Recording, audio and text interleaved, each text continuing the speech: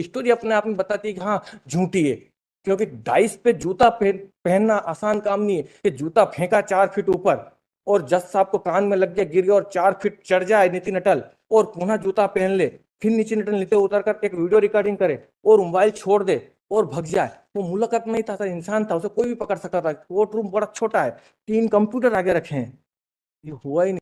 इसमें हम वकील थे नितिन अटल, और जज साहब ने बोला कि दबाव बनाते हैं मेरे कौन बच्चे। वकील है? यही जो नितिन अटल, क्या नाम है? नितिन पिता घनश्याम दास अटल, उस समय एडवोकेट थे इस केस में ST 4/15 में। उन 21 जो आज 21 डोर पिटिशनर भी है, और 29/11/22 की प्रोसीडिंग के दिन आप अपेयर हुए थे नितिन अटल। नहीं, कौन सा ऑर्डर? तब पेज नंबर 27 पर जो है ये 29/11/21 की 22 की प्रोसीडिंग, 29/11/22 की जो प्रोसीडिंग है, पढ़िए उसको।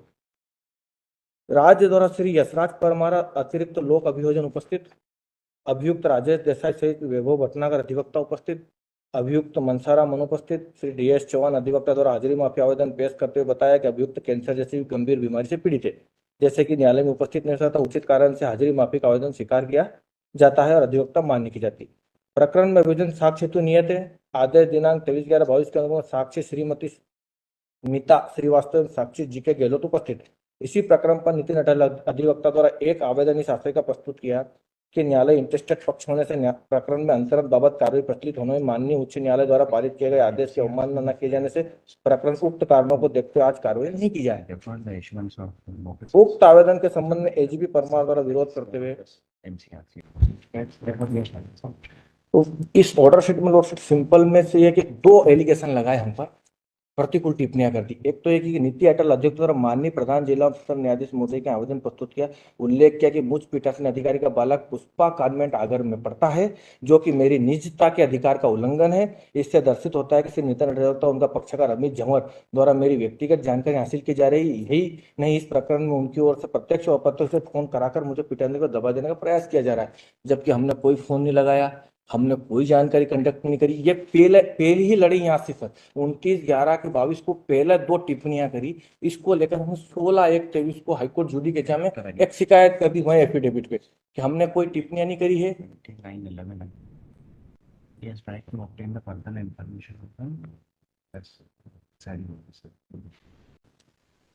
हमने आपने अमित झंवर की ओर से आवेदन पेश किया था जो रिजेक्ट हो गया आपका, उसके बाद आप बार बार ये एप्लीकेशंस पेश कर रहे हैं ट्रायल कोर्ट में, वो रिजेक्ट हो गई है। ट्रायल कोर्ट का ऑब्जर्वेशन है कि आप प्रिसाइडिंग ऑफिसर की पर्सनल इंफॉर्मेशन को कलेक्ट कर रहे हैं।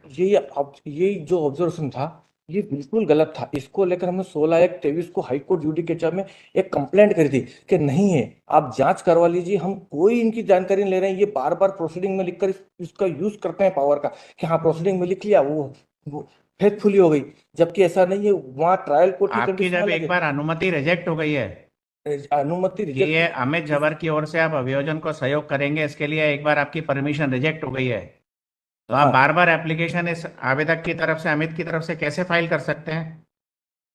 सर, ये उस समय की स्थिति अलग थी, लेकिन ये जो पिटीशन थी, how you can file it? सवाल का जवाब दे रहे हो। हाँ हमने सर बार बार फाइल करी, तो बार बार फाइल करने नहीं। आप कैसे फाइल कर सकते हैं एक बार जब रिजेक्ट हो गई एप्लीकेशन, जब आपको परमिशन नहीं मिली कोर्ट से, तो अमित की तरफ से आप उसी कोर्ट में दोबारा से आवेदन कैसे लगा सकते हैं? हाँ सर, वो मजबूरी थी सर कि वो हम ट्रांसफर चाहते थे। जवाब होता है क्या? सर ट्रांसफर चाहते थे और मजबूर थे इसलिए चप्पल फेंक दिया? नहीं, चप्पल नहीं फेंका लॉर्ड, सिर्फ झूठा ऑफेंस है। हम इसकी तो ठीक है, ट्रायल, हम उसकी वो वीडियो लंच के रिकॉर्डिंग, बाद कंटिन्यू करेंगे। हाँ वीडियो रिकॉर्डिंग बता सकता हूँ 131 उसकी तो, कि हमने जूता नहीं फेंका हो। अभी 130 हुआ है, फिर कंटिन्यू करेंगे। सर सुप्रीम कोर्ट में आज पेंडिंग थी। सर सुप्रीम कोर्ट में एक SLP पेंडिंग थी, that has been dismissed and the order pass by this court single bench in WP 2370 to surrender within 1 week. हमें कुछ लेना देना नहीं। We are deciding the cases, वो अलग है, वो अलग। लॉर्ड, इसमें मैंने 2 आदेश को चुनौती दी है। एक तो इसमें P1 है और एक P2 है जो हाईकोर्ट जुडिकेचर के ऑर्डर को है, जो कि माननीय महोदय के डायरेक्शन से जारी हुआ है।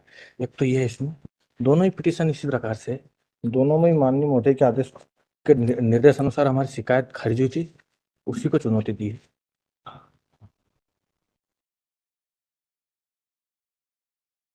तो पहले सर उस पे P2 या P1, जिस पे P1 पे सुना देता हूँ सर। और सर हमने जो रिलीफ है वो ये मांगा है कि एक तो एडवर्स जो प्रतिकूल टिप्पणियां हमारी ख्याति को भंग करने के लिए की गई है वो विलोपित कर दी जाए और जांच करा ली जाए कि हमने इस प्रकार से ये कृत्य किया कि नहीं किया। कोर्ट ने जो किया तो वो एफिडेविट पे जांच नहीं हुई। एक तो वो जांच चाहते हैं हम कि हमें सुनवाई का अवसर मिले, क्योंकि हमने शिकायत सही की थी, हमने किसी प्रकार से कोर्ट में निषेध कारित नहीं किया। और दूसरा, जो हमारे ख्याति के प्रतिकूल टिप्पणियां जारी कर दी जिससे हमारे मौलिक अधिकार भंग हो गए, हम ख्याति से प्रभावित हुए।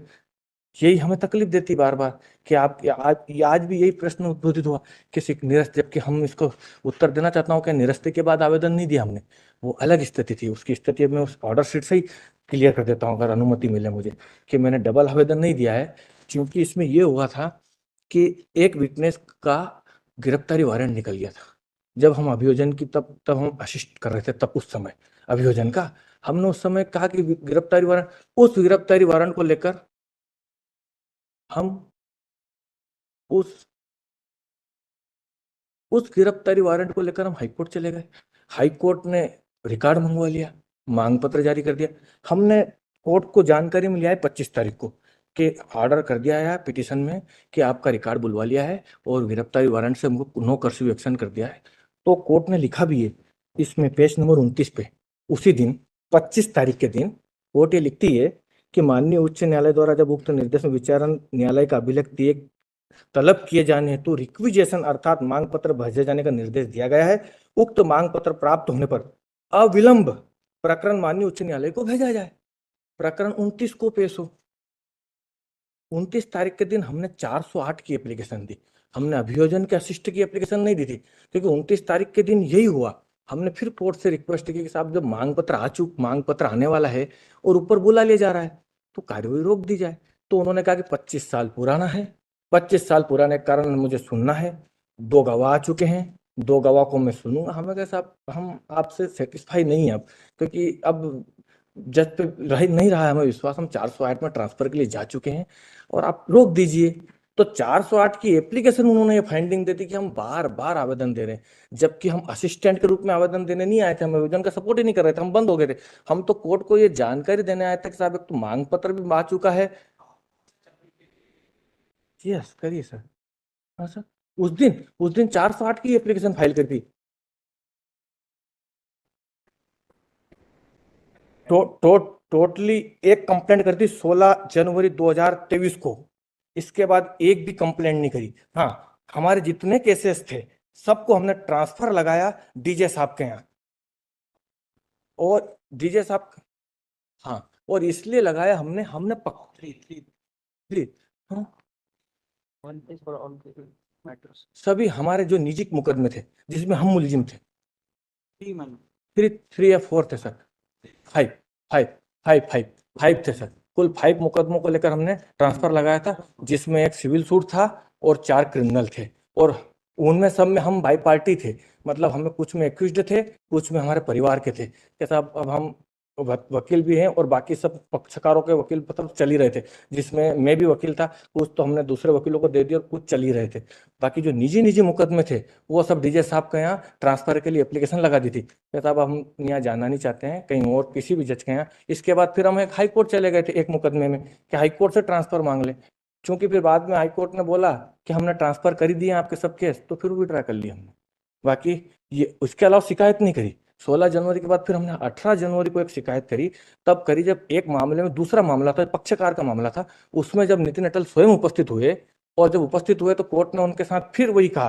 फिर उनका, और 22 तारीख को तो इंसिडेंट हो ही गया।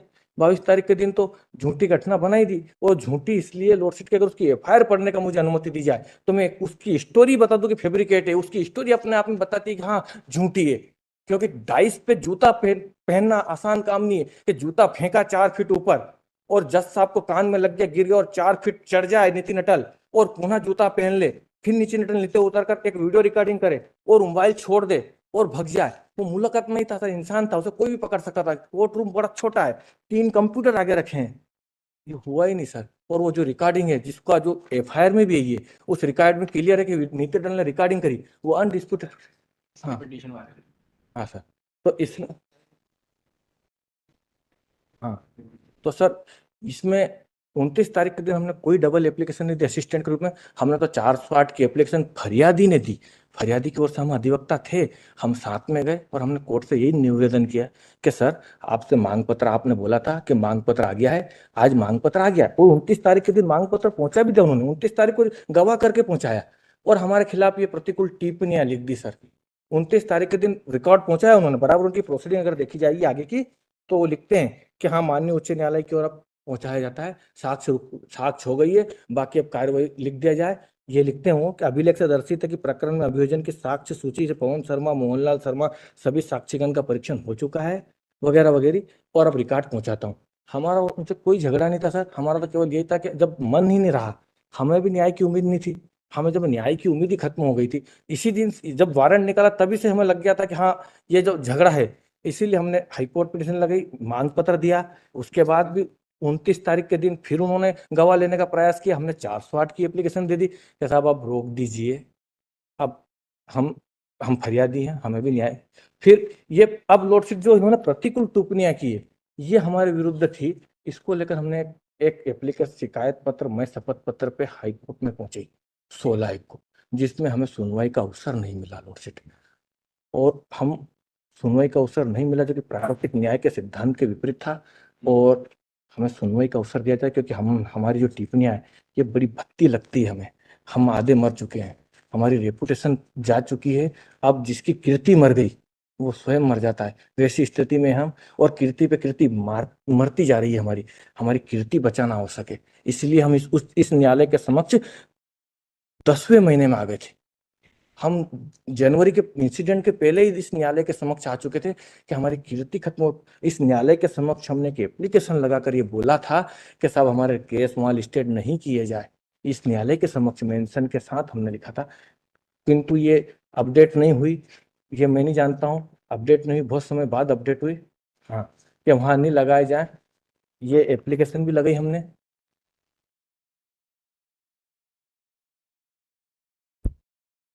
इसमें हमने ये भी लिखा कि एक मामले में तो, और हमने ये भी कहा, और सर प्रतिदिन मैं चश्मदीद हूँ क्योंकि मेरे को भी नोटिस दिया एक केस में।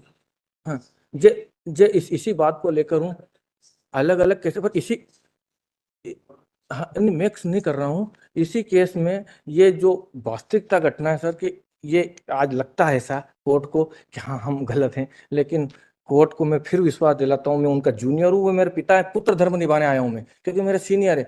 हम गलत नहीं थे सर, हम प्रतिदिन, वो मेरे सीनियर है इसलिए गुरु हैं, मैं उनको पिता मानता हूँ, तो मैं पुत्र धर्म निभाने आया हूँ यहाँ कि हम गलत नहीं थे। उनकी तरफ से मैं आर्ग्यू इसीलिए करने आया हूँ सर, नहीं मेरे ऊपर नहीं है सर, इनके ऊपर, ये मेरे सीनियर है, मैं इनका जूनियर रहा हूँ अगर मैं, तो मैं अपना धर्म निभाने आया हूँ सर, कि मैं इसलिए आया हूँ।